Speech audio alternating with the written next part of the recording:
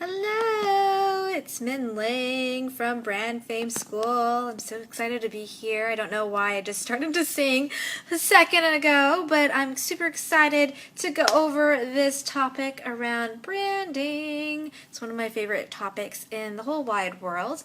My name again is Min Ling, and I am a brand strategist and coach, and I help you all figure out what your core message is of your brand so you can attract the clients that you desire.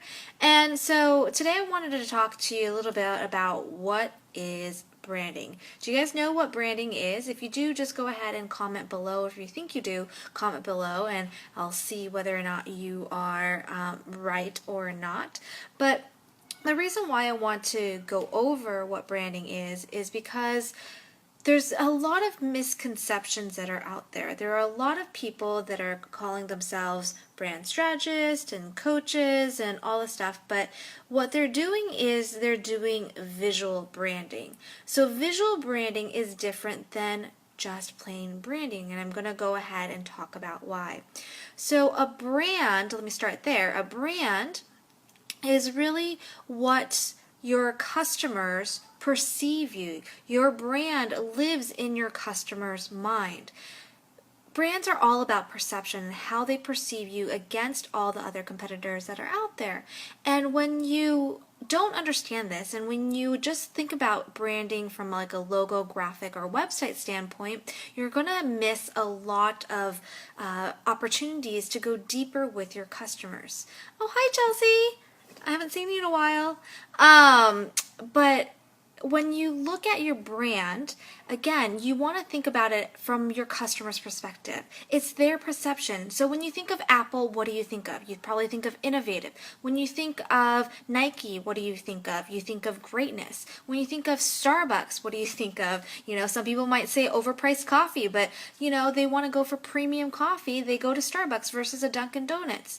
So we all have perceptions of different brands that are out there, and the only way that a brand will be able to, you know, attract the right customers or be like the biggest one out there is by controlling or figuring out how to get you as a customer to perceive them as whatever they want. So this is what you need to do when you are looking at branding yourself. You need to look at what perception do you want your clients to perceive of you. Do you want to be funny? Do you want to be sassy? Do you want to be glamorous? Do you want to be innovative? Do you want to be whatever else, whatever other word you want to describe your brand? You need to think about this stuff ahead of time before you do any of the visuals, any of the branding visuals, because when you are understanding how you want to be perceived, that's when you can create the visuals, because otherwise there will be a disconnect between who you are as a brand and what you do and how you show up. Does this making sense?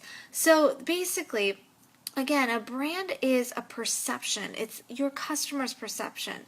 And when you aren't understanding how you want to put yourself out there and the words that you or the feelings that you want to put out there for your brand, then it's going to be very hard for you to create a perception that you want your ideal clients to think. Otherwise, they're going to be making their own perceptions and their own thoughts and categorizing you as a brand into a box that you may not want. So it's your job to understand what kind of perception you want to create, and then through the branding elements, which are the logos, graphics, websites, plus the experience that you create, plus, you know, any customer service that you do as well too, all those things are elements in which your customers will start to understand what your brand is, and their experience of your brand is going to dictate how you are perceived.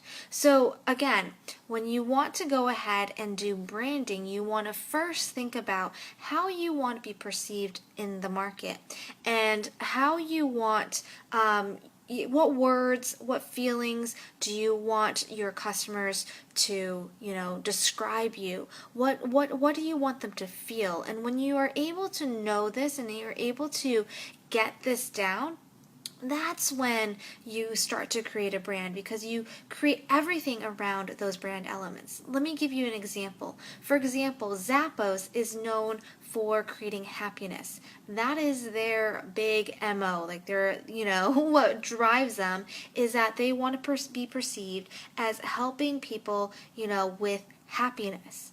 Even though they sell shoes, they sell other products, they want to make sure that their customers are happy. So that's the essence of their brand. That's how they want to be perceived. They want to be known as the company that creates happiness. And so everything that they do, from their website, from their customer service reps that, interact with their customers, all those things, they try to create this feeling of happiness. And because they know that this is the word that they're driving towards, everything in their culture, everything in their interactions with their customers relate back to this word of happiness. Another great example, one of my favorite companies that are out there is Tom's Shoes. So one of their, feelings, or one thing, excuse me, let me go back. So one perception that they want to create with their brand is that they're a company that provides, gives back, that provides, shoes or sight or food or whatever to people in need. And so everything in their brand is around this giving principle. So if you look at their website, they have, kids that they're, putting shoes on, because they want to make sure that you're correlating the shoes that you buy to the shoes that they're going to give. They're also putting out new products that are related to giving back. So they came out with, handbags, or not bags, but just bags and backpacks, and that's going towards anti-bullying. Or they also have coffee now, and that's going to provide water for other people in third world countries. And so they're always linking their products back to something that they're giving back, because this is part of the way that they want people to feel. They want people to feel like they are making a difference, are giving back with their purchase. They're pretty much like purchasing something and giving back at the same time. So people like me, who absolutely love to do service, who love to give back, who love to give to charity, feel good about making purchases at Tom's, because we know this money, the money that we're spending there, is actually going to help somebody else in need. So they have done a really, really good job of creating this perception of a company that gives back through the branding elements that they're creating. So I want you to start to think about your brand in a different way. Don't just think about it from a logo, graphics, website perspective. Think about the feeling that you want to create, the feeling that you want to provide to your customers, and you want to make sure that that becomes part of your branding element. So if you want to be peppy and fun, show that in your images. Use that in the colors that you pick. If you want to be more glamorous, think about what that looks like. What does glamour look like? Is it, gold font? Is it these different images, exotic of you in exotic places? Just think through your brand from a different lens, and don't start with the visuals and the graphics and logos until you figure out this piece, because this is a piece where you're going to start to go deeper with your clients, your customers, because when you're able to tap into this feeling, and when you're able to have the feeling that you want to create match the feeling that they get from your branding elements, that's when you start to build this trust.